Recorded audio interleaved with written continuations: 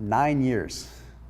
9 years I've been doing intermittent fasting and some keto and this and that, but I've been around the block with it. And in that time, I've done a lot of research and I've established my own processes for fasting. So today I want to share with you what I would say, if I go back in time, are my 5 favorite meals to break a fast with. And I mean this from a scientific perspective. I don't just mean it like, these are tasty foods, I'm going to eat a Butterfinger bar.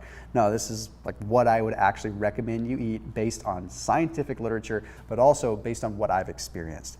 Now, there's some very, very important things to know about breaking a fast before we even begin. Breaking a fast is not about gorging yourself on a big meal. Breaking a fast is about being very strategic with at least one relatively small meal. If you can be powerful and strong with this one strong meal, it'll make it so that later on in your eating window, you can eat more and have more flexibility. Right when you break a fast, your body is so sensitive. You have to be very wary of what you put in your body at that point in time. So you've gone 16, 18, 20, 24, 36 hours in your fasting window. When you break that fast, you need to be eating the right things, okay? So this breaks it down into something a little bit more practical. I've done videos on what not to eat and stuff like that, but I figured this is practical, this is a little bit more fun too. Hey, in case you haven't already, please hit that red subscribe button. We got new videos coming out almost every single day, and then hit that little bell icon so you can turn on notifications so you know whenever I go live. All right, one of the most important things you need to know is that you should never mix fats and carbs when you break your fast, okay? Your body is highly insulin sensitive at that point in time. When you eat carbohydrates, you spike your insulin. That means you put your body into absorptive mode. If it wants to absorb those carbohydrates, that's one thing.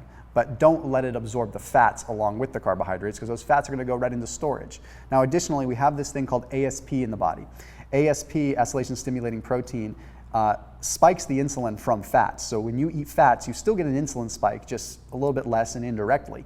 So if you eat fats with carbs, you have a double insulin spike. So double problems. Plus, couple that with the fact that you're at the end of a fast where anything you eat is going to have a huge impact. It's like a triple whammy, negative effect. So the way that I've broken this video down is into ultimately 3 categories. I have options for non-keto intermittent fasting, what you should break your fast with, or my recommendations for breaking your fast if you are not on keto. And then I have keto options. And then I even threw a vegetarian or vegan option in there that will work for either party, but it's just a matter of just giving you an option too, because I have a good degree of followers that are vegan vegetarian, all right? So despite all the benefits of intermittent fasting, we still have to understand that our gut is very sensitive at the end of a fast. Our mucosal layer kind of wears down a little bit. Our gut's been going through a lot of janitorial work, cleaning gut, all this stuff. So we want to make sure that what we eat is still easy to digest, masticate, ultimately absorb. So although there could be some better options in terms of profiles of food, I'm trying to get ones that are going to be easy to digest as well. So let's dive right into the first one, which is a non-keto option. Now, I still think whether you're keto or not, you should hear me out on this because there's some good science with it.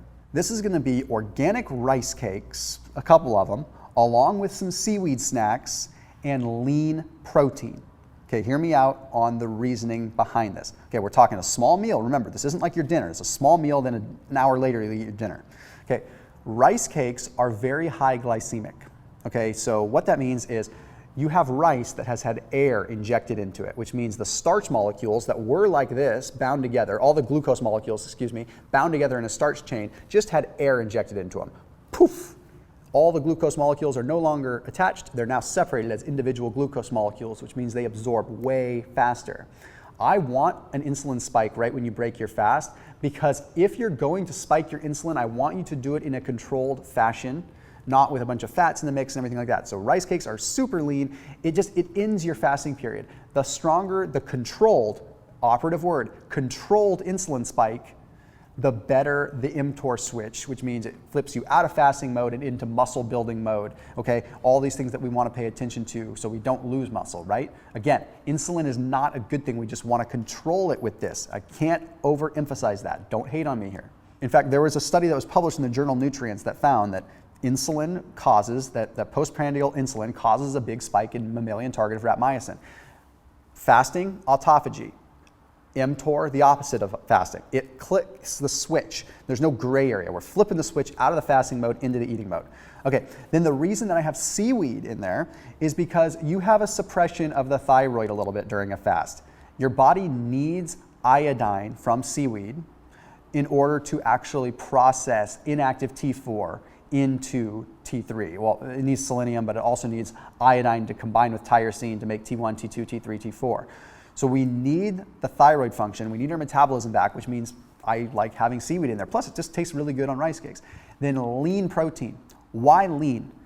Well, remember, we're spiking our insulin with the rice cake. So the protein we better have better be really lean, okay? So I want lean chicken, okay? Like not chicken thigh. I don't care, what the situation, lean. Lean steak. Preferably like a white fish or something like that that's really lean. And we're talking a couple of ounces. Okay, I'm wasting a lot of time here. Let me go ahead and let's go on to the next one. Non-keto option number 2. Okay, this is good if you're not on keto and you're breaking a fast. I call it my fast break pho.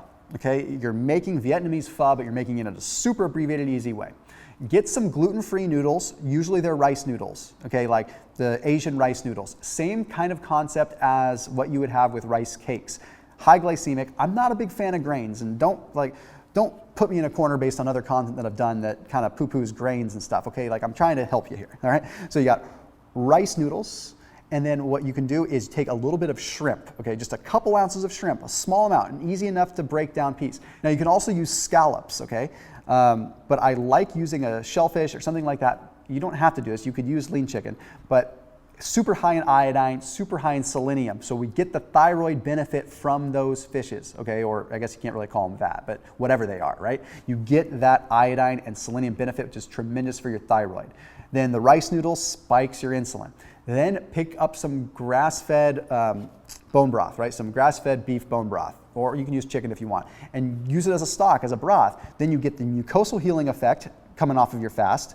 You get the rice noodle insulin spike, and you get the tyrosine selenium effect and the protein from the shrimp or the scallops. Pretty awesome stuff, okay? So that's honestly one of my favorites. Super easy if you're not on keto.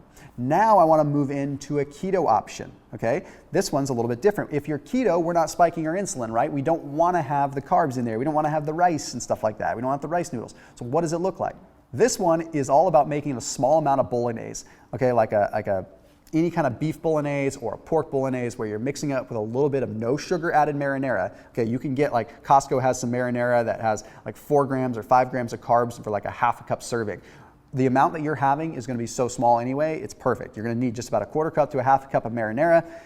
Cook it up with some fairly lean ground beef or ground pork, or even a lean pork chop if you wanted to put it on there and just mix it up in some marinara.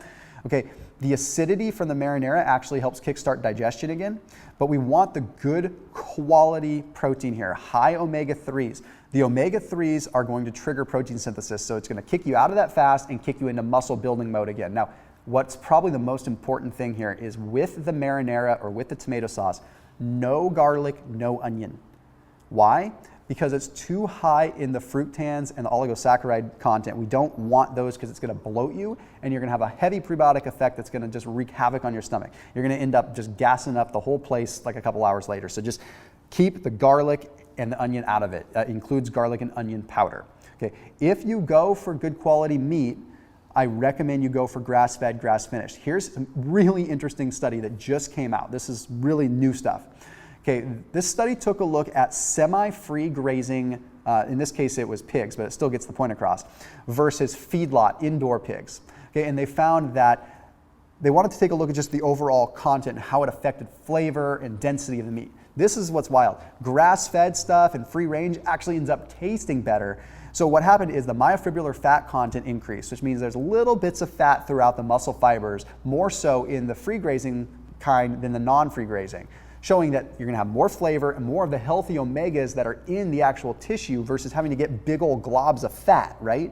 So we don't want those big uncontrolled globs of fat. We want small little amounts in the muscle fiber. It's going to make it taste good. Plus more in the way of type 1 muscle fibers, which are smaller and have higher IMTG content, intramyocellular triglycerides. So when you cut through like a steak or when you cut through something, you bite into ground beef and it's like not gristly and it's smooth and it's just, you can tell it's higher quality.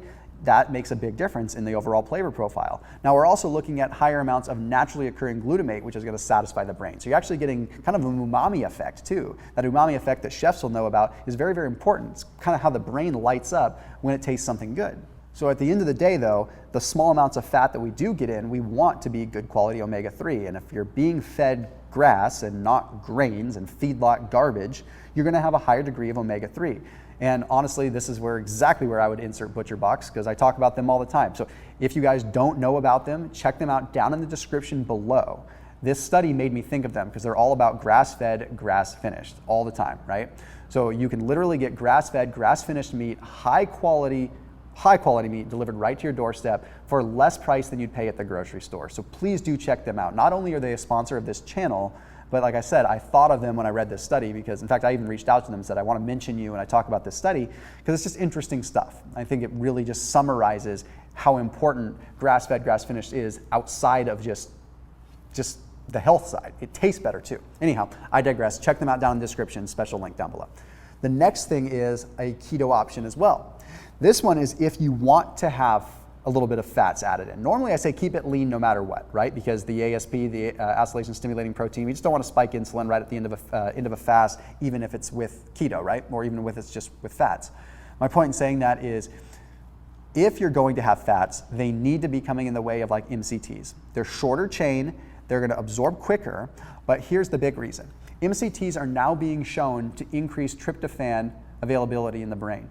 On keto, we suffer from not having enough tryptophan because tryptophan can't get into the brain. When we're on keto, what ends up happening is because we have low levels of insulin, there's this competition that has to occur for other aminos. So long story short, the brain doesn't absorb the tryptophan like it normally does. And tryptophan is important because it converts into eventually serotonin and ultimately even melatonin. So you don't feel good, you can get depressed and you have a hard time falling asleep. MCTs will help kind of kickstart that process in your brain because MCTs have been shown to increase tryptophan content into the brain. So that is very powerful. Now I want to combine that with just something really lean. Again, like a lean fish. So like a little piece of cod, like 3-4 ounces of cod with a little bit of coconut oil or a little bit of MCT oil and maybe a little bit of pepper and salt. Guys, I'm not saying this is 5-star cuisine here. I'm saying these are strategic ways to break your fast. Lastly, I want to talk about the vegetarian option here. The vegetarian/vegan option is going to be teff, which is a really interesting grain. It's a gluten-free grain that has unique prolamins in it that doesn't kickstart the same kind of cascade from an autoimmune respect that any kind of other grain could. Rice can even do it, but gluten we want to avoid, right? So teff, I highly recommend teff with a little bit of salt, pepper, and then a 1/4 cup of berries. Okay, so you're gonna make like a grain berry salad. Like you've seen it with quinoa and some berries. Okay, I'm talking like a 1/4 cup of just blueberries or maybe some blackberries mixed in with this teff. Season it up, a little bit of salt, a little bit of pepper.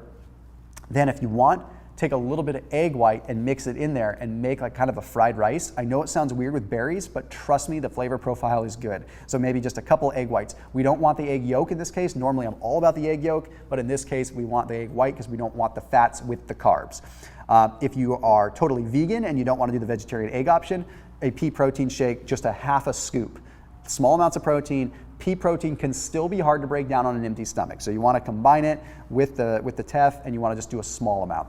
And then everything an hour later, you can go ahead and you can eat your full-blown dinner or your full-blown bigger meal where honestly just have flexibility within the realms of what you are eating. Keto, vegan, non-keto, you name it. And also just a quick note, for those of you that are gonna try the fast break pho that I talked about, if you're doing scallops, ButcherBox now has wild-caught, no chemical added scallops too. So I thought that I'd make a mention of that. So check them out again down in the description. Anyhow, if you like videos like this and you want more, just give me ideas down in the comment section. As always, see you soon.